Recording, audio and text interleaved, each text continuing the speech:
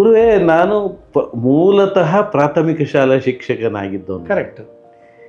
ನನ್ನ ಮಕ್ಕಳಲ್ಲಿ ನನಗೆ ನನ್ನ ಪ್ರತಿಬಿಂಬಗಳು ಕಾಣಕ್ಕೆ ಶುರುವಾಯಿತು. ನನ್ನ 3ನೇ ತಿಂಗಳಲ್ಲಿ ನಮ್ಮ ತಂದೆ ತಾಯಿ ಯಾಕೆ ಬಿಟ್ಟು ಹೋದರು ಅನ್ನೋದು ಇವತ್ತಿಗೂ ಅರ್ಥ ಆಗಿಲ್ಲ. ಬಹಳ ನನಗೆ ಜೀವನಕ್ಕೆ ಎಲ್ಲೂ ಒಂದು ನೆಲೆ ಇಲ್ಲದೆ ಹೋಗಿತ್ತು.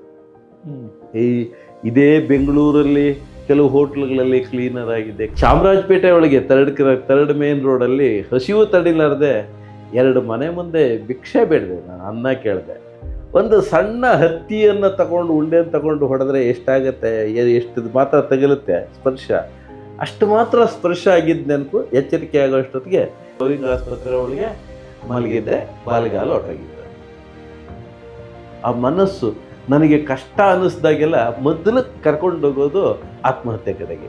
ಸತ್ರ ಪರವಾಗಿಲ್ಲ ಮಾರಾಯ, ಇನ್ನೇನ ಎಡವಟ್ಟು ಮಾಡ್ಕೊಂಡು ಇವಾಗಿನ ಥರ ಕೂತ್ಕೊಂಡ್ರೆ ಏನು ಮಾಡೋದು ಅನ್ನೋ ಭಯ.